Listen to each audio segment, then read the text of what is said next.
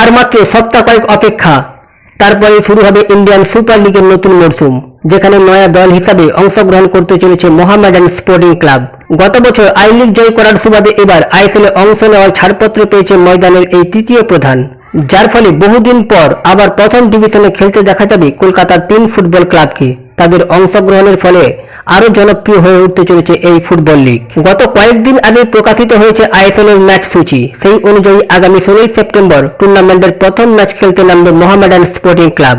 কিশোর ভারতী স্টেডিয়ামে তাদের লড়াই করতে হবে পেট্রো বেনালির নর্থ ইস্ট ইউনাইটেডের বিপক্ষে। এখন সেই দিকেই নজর রয়েছে সকলের।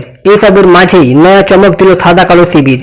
শুক্রবার রাতে নিজেদের সোশ্যাল সাইটে প্রকাশ করা হয় তাদের আইএসএল জার্সি, যেখানে কালো জার্সির মধ্যে রয়েছে সাদা রঙের ডিজাইন, এছাড়াও গলা ও হাতের দিকে সবুজ ও সাদা রঙের সমাহার, যা সহজেই নজর কাড়ছে সমর্থকদের। আসন্ন আইএসএল টুর্নামেন্টের জন্য এই বিশেষ জার্সি প্রকাশ করা হলেও শুক্রবারের প্রদর্শনী ম্যাচ থেকেই এই জার্সিতে খেলতে দেখা গিয়েছে সাদা কালো ফুটবলারদের, যেখানে প্রথম থেকেই জন্মনি মেজাজে দেখা গিয়েছে গোটা দলকে।